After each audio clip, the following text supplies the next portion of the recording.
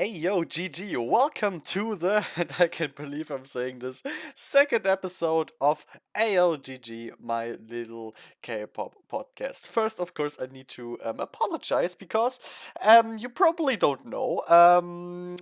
Okay, maybe you know since I said this is the second episode. There was a first one. It has been quite a while, I think. Oh god, I don't even want to look. Wait a second, I'm going to take a look. Oh God, yeah, about 2 months. It has been about 2 months. I know. I'm sorry. Okay, I'm really sorry, but it has been quite a stressful time the last few months, but it is going to continue a bit. But guys, I'm trying. I'm seriously trying because it's super fun. Like this podcast thing, when I made the first episode, I had so much fun, and I really wanted to do this more frequently. And I'm going to try to do it, but at the moment, everything is super hectic. I'm going to bring you up to date why it is so hectic, and later on, I also have some topics we're going to talk about, like for example, something super fresh that happened like, oh god, when did it happen? An hour ago, something like that. The Ice One Honoric Theater online concert. I'm going to talk about that, even though, and now the funny thing, I didn't see it. I didn't have tickets because I didn't have time to watch it. But now I'm seeing all the stuff on Twitter, and I'm going crazy. And I have to talk about the stuff I saw. Also, there is some new stuff with, for example, Taeyeon, who will release a new Japanese album. We have, of course, the From's Nine comeback that we're going to talk about. So, as you can see, we have quite a bit of stuff to fill a few minutes together. But first, why is everything so hectic at the moment? And don't worry, I'm also going to fuse this with K-pop, so it makes sense that I'm talking about it here in this little podcast. Um, so I finished university, and I'm currently in my second week of work. So you can imagine that my thesis, especially the last few weeks of it, took a bit of time for me to finish it properly. And now, of course, I have to start working. And a workday, well, it takes a lot of your time, you know? It really, especially if you work in a different city than you're living in. So you have to travel there, which takes like 2 hours a day additionally. Maybe more, to get there and get back. So you're like 11 hours a day away, which it isn't it's pretty difficult to match this with uh, like a hobby like K-pop, because previously I spent like a shitload of time for K-pop. That is not that easy anymore, of course. Probably most of you who are working will know how hard that actually is. And of course, it's also difficult for me to be as up to date or be as fast on this channel as I normally always was. I think that was one of the biggest trademark of my channel, that I was relatively fast in releasing videos to stuff that were released. But I mean, the thing was, either I had time, or I was able to distribute my time accordingly. Since when you're studying, especially with the pandemic stuff, everything you could do from at home, or I was so alone at the faculty where I was, that I could just record their stuff. But that is not possible anymore. So everything that I'm doing will probably, or at least most of the stuff, will be delayed from now on for multiple hours. Since, yeah, right now I have actually normal day. Even though my job, and that's quite cool about it. Once I am a bit more like experienced in it, so in a few weeks, um, I will also be able to do like stuff from home, home office, at least a few times a month. And of course, I will try to then place these home office days when interesting stuff in the K-pop world happens, because then I can say, all right, I'm at home now. I'm saying, okay, guys, I'm AFK for an hour, because that actually works. Of course, I have to work that hour more than at the end of the day, so I can't finish as early if I wouldn't do that. But it is possible in my job, so this is pretty cool. So maybe this will compensate all of this a bit. But for now, for this month and maybe for the next one, I have to play like the regular rules since I'm new. And if you're new, you don't want to instantly say, "Hey guys, I will work from home and I will be AFK for a while." That you can't do that. You can, at least I can do that. And yeah, that's why stuff on this channel will be like, I'd say, on normal React channels, not as fast as they normally would appear. Also, something that I'm not quite sure how this will change. I don't know how up to date I will be from now on, because of course, previously I had much more time to invest in K-pop, to be up to date with multiple groups, and I'm sorry, I feel like now I have to like really pick biases, you know? I really have to say, okay, I'm going to be up to date with these groups, few groups, but these others I just can't. This is also video wise. Like I made videos to a lot of stuff that other channels normally don't. Um, I don't know if I will be able to continue this, like at least not in the frequency I did before, even though also something that's going to change on the channel, quite interesting. I hope this kind of intel is interesting for you. Maybe some of you don't really know how this behind the scenes stuff on a channel works. Maybe this is interesting for you. I hope so.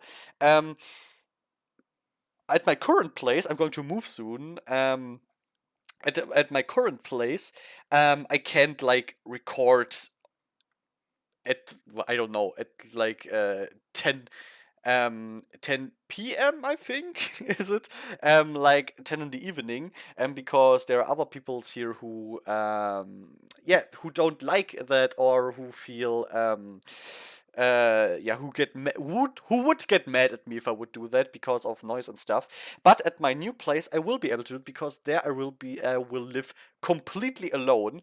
Well, at least in my like in my apart, like it's a room, one room apartment, but in my place, of course I will have neighbors and stuff, but not to that extent that I have here, where I live in like one house, like one really badly isolated house, if you know what I mean.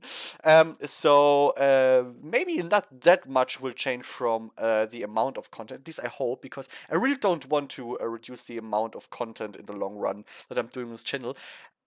It's the opposite. I would love to do actually much more than I can, but I'm not sure, quite sure if I will be able to. But I will try, guys. I will try my absolute best for you, because I love doing it, and I hope you like consuming my stuff too. But other thing that's quite interesting, since I'm moving out here, I have a pretty big room. Like, I'm at my parents' place. A pretty big room. It's basically two rooms, because there was a wall that was just beat out. So I have two rooms merged into one, which is pretty nice. But in my new apartment, it's smaller. It's just one room. Well, of course, bathroom and kitchen stuff. But one room where I have to place like all the stuff. And the poster question is something that is keeping me up quite a bit, because I'm like, I will have to pick favorites. I won't be able to put up all the posters I have here. Absolutely no chance. So I have to pick favorites. And I already said I want to put up K-pop posters. Like in my videos, you can see a few of them. But I have much more. I have video game posters in my room too. Like mostly Assassin's Creed and Mass Effect and Bloodborne. Yeah, that's like the majority of, and one Legend of Zelda. But I probably won't be able to put them up anymore, because I going to pick. Okay, the Mass Effect one will be put up, because this is not a poster, it's a 3-piece canvas, you know? Awesome, absolutely beautiful, and it's one of my, if not my all-time favorite game, Mass Effect. Mass Effect 2. So I have to put that up. But K-pop related stuff, I will have to pick favorites. For now, I said I'm going to display only one poster per group. Otherwise, I won't be able to do it. And the post and the groups that I will put up will also have to be biased. I already ranked it in importance. How I'm going to put up the posters. Like the first one I'm going to put up, and that is non-negotiable, is my SNSD poster, and not the OGG one, but the SNSD as a group one from the holiday nights. An absolutely beautiful piece. This will be the first one I'm going to put up. Then the second one is the G-Friend poster from Song of the Sirens. I got the Broken Room poster. This I'm going to put up, and the third one is going to be my IOI unit What a Man poster. I it's the only IOI poster I have. In the other albums, unfortunately, were no IOI posters, because I have all IOI albums, but I only have this one poster. I really want to try to get the Miss Me poster, but I don't think that this is going to be that easy, but I will try. But for now, these three posters will be put up. I will make that somehow. I also have a beautiful Dreamcatcher poster from their most recent album, where they're standing in the forest. I need to somehow. I'm going to make it, guys. But this is really going to be something that will be an important matter for me, because I love those posters. I really want to display them, but I won't be able to to display as much of them as I would love to. Yeah, but that's about the moving out part. I think talk enough about this stuff. And it's going to be really interesting. And I mean, it's also something that plays into the delays on my channel. So I hope this is okay for you. But now, guys, let's jump to more interesting topics, like away from my personal stuff, and let's get to the let's get to the core, okay? No, let's start first with this little news, because this won't be that much I can talk about, but it's interesting. Taeyeon will release her second Japanese mini album called hashtag Girls Speak Out, and at least I think it's speak, because it's just the short form SPK. Hashtag Girls Speak Out. That already sounds super badass. And I mean, it's Taeyeon. Taeyeon is nothing less than my absolutely all-time favorite singer, again, of all time. I really want to emphasize that. And everything that she's releasing, it's just. Oh, I'm just getting excited talking about it. And a new Japanese album, absolutely beautiful. I can't wait for it. And it's all supposed to be released on November 18th. Um, Guys, it's going to be amazing. It's going to be so amazing. I already saw the teaser pictures that looked beautiful with this red color theme. It reminded me a bit of Spark, and I mean, Spark is outstanding, so I'm so pumped for it. I'm so pumped for it. Now, guys, after we talked briefly about this, I don't think I have to talk more about it. I mean, come on, it's Taeyeon. We know it's going to be glorious as fuck, and Japanese is always amazing. SNSD and Japanese stuff is always it's basically a perfect combination. I think I said that quite often in videos, but I'm going to say it here again. SNSD has basically one of the absolute best Japanese discographies ever. If you take into account how much SNSD actually already has, like in Japanese stuff, then you could say they have the best. But if I take like percentual, if I take the percent, how I would rate the all of SNSD Japanese stuff combined, and then I put my favorite percent wise G Friend. Then I have to say G Friend wins. They don't have as much, but the stuff they have, they don't have as much songs where I say they are just good. SNSD has in their discography some B-sides where I say, okay, they are good, but not that much more. But G Friend for now has, I think, basically only really, really good. So I don't. Do you know what I mean? So on average, I'd say G-Friend is at the moment higher, but of course, SNSD has much, much, much, much, much more. So if I would have to choose between only listen to G-Friend Japanese tracks and only SNSD, I would still choose SNSD because there's just so much more amazing stuff I can listen to. And G-Friend, it's less, but the stuff that is there overall, I would prefer. So, now that we talked about that, let's jump to the super hot topic of today, Ice One's Oneric Theater concert. As I said, I was occupied today, so I wasn't able to watch it, so I didn't get tickets for it, even though, oh, I would have loved to. I would have loved to so hard, seriously. But yeah, I didn't have the time. And now right now, I'm going through Twitter, and what am I seeing? I'm a little monster of Yunbi and Sakura a gif.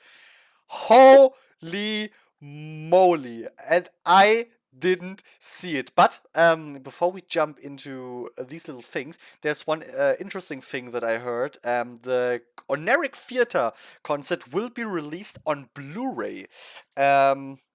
It's probably going to be super expensive. Those Blu-rays always are. But I kind of have to get it, you know. I have to see those performances. I mean, just if it would just be the monster performance of Sakura and Yunbi on this Blu-ray, I'd still say, God damn it, I need to get it. Honestly, I really have to get that just because of this performance. And there's so much more stuff we're going to talk about there. I'm looking forward to. But yeah, first, this performance of Sakura and Yunbi, I watched little gifs like the second they were released. And the outfits, dude, those black outfits with the red jackets. And I mean, I think I don't need to praise Yunbi's performance. We all know Yunbi. We all know, okay? We all know that Yunbi is an outstanding dancer. Sakura. Sakura, she got so much better. I mean, I watched Produce 48 from episode 1, and I really have to say, yes, I am biased. Sakura is my absolute bias in ISO 1, and she was from the first second I saw her in Produce 48. No joke. The moment she entered and I saw her, I was like, that's her. That's her. I swear. I'm not shitting you. I don't know why, but I have some kind of bias radar that's like on point. Every time when I see when I get into a new group, I see a person and I'm like, that's her, and it's basically always the case that this person remains my bias. It was the same in season 1 with Soye. The first moment I saw her, it was her. Here with Sakura too, and she was always good. She was always tried her best, and I didn't know her before from AKB48 or HKT48. I think is the one Kura is from. I didn't know her from there. I don't know much about AKB48. I know that she's already was already a huge star. At least, well, I got to know. I learned that later on. But Sakura, she from the beginning had this like idol aura. She is an idol through and through. I mean, so it's no wonder she's so experienced in this field. Not in Korea, but in Japan. Um, but of course, something the Japanese members always were lacking compared to the Korean ones was the overall skill in singing and dancing, because the focus in Japan in this idol system is simply a different one. Um, but all of them, like Skura, Nako, and Hitomi, they all improved like so much when they're going back to Japan. Like they're going, holy moly, they're going to be teaching all the others. This is going to be really interesting. But I really want to point out. I mean, we had in Secret Story of the Swan Sakura as part of the dance line.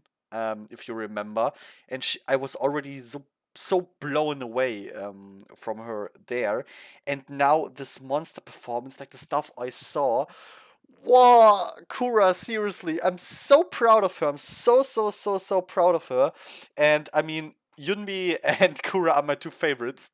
And that I get this performance of them, like both of them nailing it so hard. And of course, also something you need to point out, that Kura is the one performing Monster as this huge ass. Um, a huge ass Red Velvet fan, and of course, huge ass Irene fan. And she's also taking Irene's part. I don't know if she's taking if they really just distributed that Yunbi is always Sulgi and Kura's always Irene. But Kura, for example, also did this backbend with the scary monster face. And dude, like I'm so happy for her that she was able to do that. And I mean, we all know Irene is going to see it, and I really hope that Irene is going to reach out to Kura, because this would blow away Kura's mind, and I would love for her to experience that. Seriously, she would deserve it so much, and oh, it would be so cool. But there were other cool performances too. That I saw a bit of, like for example, the adult ceremony performance of Yuri, Minju, Naku, and Hitomi. Um, I didn't hear sound until now. I only saw them perform, and what I saw, looked like they were performing, I'd say something from Girls' Day. Outfit-wise, it looked like it. I'm not quite sure if it is true. I don't know if they performed multiple songs. Probably, I'd say probably. Um, it's super fascinating. The outfits looked super sexy, like seriously. And what I saw, they nailed it so hard. I can't wait to watch this. Like real performed, and I'm really curious if people will upload this on YouTube. If they will, something I can promise is that I won't react to any of it, because I feel like this is going to be a hellhole for your channel. If you dare to upload that on your channel, I feel like you're getting striked out of the platform immediately. So I'm not going to do that. Don't want to risk that, but I'm going to watch all of that. That much I can promise you. I'm going to watch everything, and I'm going to enjoy it so hard. Also, something I'm really looking forward to watch. I saw a bit of a few gifs of it. Hyewon, Woonyoung, and Chaewon performing Catalina. And Catalina, it's such a strange song. It is super fun. I really like it, but I never can pinpoint why I really like it. It's so strange. It's normally not really my style music wise, but it does something with me, you know? It really does something with me. It is entertaining as hell. Maybe that's it. And I can't wait to see Hyewon, Woonyoung, and Chaewon perform it. But there is one of those unit performances that I haven't seen anything until now, and that is Cheon, Yena, and Eugene with a gangster dance stage. And I mean, Cheon, Yena, and Eugene with a dance stage, guys. I think I don't need to mention how big of a mind blow this probably was. I can't wait to watch all of this. I really hope someone has the guts to upload it because I really, really, really, really want to watch this. I'm so excited. I was like, maybe I'm going to do reactions of it like without the footage of it in my video. Of course, that's it's not really satisfying, but I kind of want to do something to it, you know. We'll see, guys. We'll see.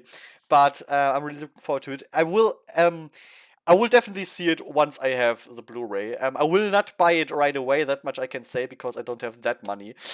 Because there's so much other albums like I have to buy. Like for example, something that is like leading us exactly to our next topic, and our last topic for today, the big comeback of Promise 9. And oh my god, it has been so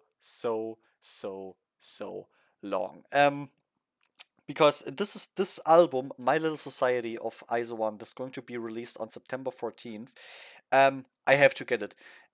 Not just because I am a huge Promise 9 stan. For a while, I mean, I'm with Promise since seriously day one, and with day one I mean day one of idol school.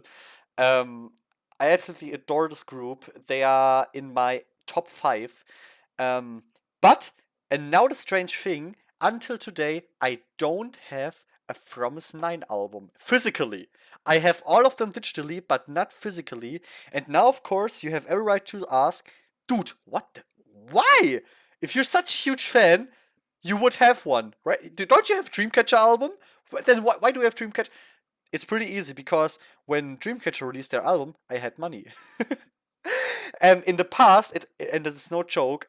Every time when Promise 9 released something, I didn't have the money to buy it, and later on there was always stuff of my alts that I have to buy. Um, so always all Promise always had to suffer, which is still pissing me off, by the way. And last year, for their most recent comeback till now, which is so strange, oh my god, over a year, with Fun Factory, I was like, okay, I'm going to buy their newest album, Fun Factory. And then do you know what happened then? Sunmi came to Berlin for a concert, and I was like, fuck, okay, now I have to decide. Am I going to the Sunmi concert in Berlin, or am I buying from Miss Nine's Fun Factory physically? I want to point out physically, I have all of their albums digitally. I swear, but not physically, which is like the only true thing for me. um, and yeah, I was like, okay, this is this could be like my one chance in life to see Sunmi live. And then and it was also my very first K-pop concert, and it was like, okay, I have to do it. I'm sorry, promise. But then I bought the tickets, and it wasn't just ticket. I mean, it was the concert tickets. It was the motel I slept in. It was the holy moly the bus I took from like it is. I am in Germany, guys, but I'm in like in the exact opposite direction of Berlin. Like I'm at the very south. It took me with the bus plus train 9.5 hours. No, 10. No, 10 hours. No, 9.5, and then I had to walk through Berlin because I was too thrifty to pay for a taxi and for a cab. Um, I walked like 1 hour through at night at like 1 in the morning through Berlin to my motel because I was like, I'm not paying for a taxi now. I paid enough. I'm going to save that money. I'm going to walk. Like with all my luggage. Oh, it was, yeah. But I did it for Sunmi, and until today, I did not regret it. I did not regret it. It was an, oh my god, that concert, guys. that concert. I'm going to talk about the concert, about the experience. You know what? I'm going to write it down. I'm going to talk about the concert in the next episode of AyoGG, because this is really something I need to get off my chest. This was such an experience. Yeah, okay. Sunmi, Elsa, Sunmi concert. Okay, but Promise, yeah, and because of that, I wasn't able to buy Fun Factory physically. But now that I have a job, I like hope that I have the spare money to slowly stock up everything I missed. But this time, I have the money ready, guys. Even though I have to spend so much money for the moving, but but this time I'm going to do it. I'm going to support Promise with My Little Society. I'm going to buy this freaking album, um, and I can't wait when I'm holding it in my hand. Promise, oh my god! But yeah, Promise comeback. I still can't believe that it is actually happening. That I'm actually going to witness a new comeback of Promise. I was like, okay, Promise are YouTubers now. It is the way it is. And don't get me wrong, I love Promise's YouTube content. I love it. They have such an output in YouTube content. Like 99% of all the other K-pop crews are getting jealous. But overall, at the first position, they are idols. And of course, I want them to do idol stuff. And now they're doing both. And I can't believe it. Um, uh, but of course, there is one downside to this comeback. And that is Soyeon not be able to participate in this comeback. And this is like, I mean, it sucks for us fans, of course, because we would love to see all nine of them together. And this is the second time that Promise is coming back with only 8 members, like in DKDK, where Gyuri was absent due to Produce 48. But now Soyeon, and I mean, at least she was able to. She will be in the music video. She will be in the song. So that's all cool. She's in the album and everything. But the problem that I have is actually not that. I'm sad that she's not there, but I think it sucks so much more for her because she was waiting so long for a new comeback, over 1 year, to finally be back as an idol on stage, like really performing on stage. I bet she missed it. Like, I bet all of them missed that so hard, and now she can't because she injured herself during training. I really feel sorry for her. I hope she gets better soon. Seriously, Soyeon, get better soon. Um, we will wait for you, and I bet I swear the next comeback it won't take that long as this one took. So we wait for you, girl. We wait for you. Just get better and come back. Um, and also another to get back on the positive side of this comeback, an amazing thing that is happening or that happened through the comeback is that all of them, like all 9 of them, got their own Instagram accounts. Oh my god! And guys, I'm going to link you all of the Instagram accounts of the girls in the description. So check it out. Follow them all because it's Promise, and show them how much Flower missed them. Show them.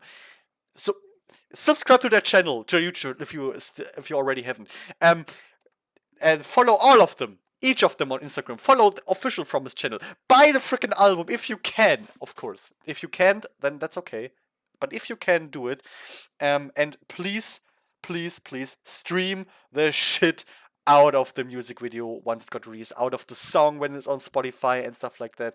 Please, please, please, please, please, please, please, please. I want the company to see that Promise 9 was missed, that people love them, that they deserve much, much, much more recognition. Like, as I already said,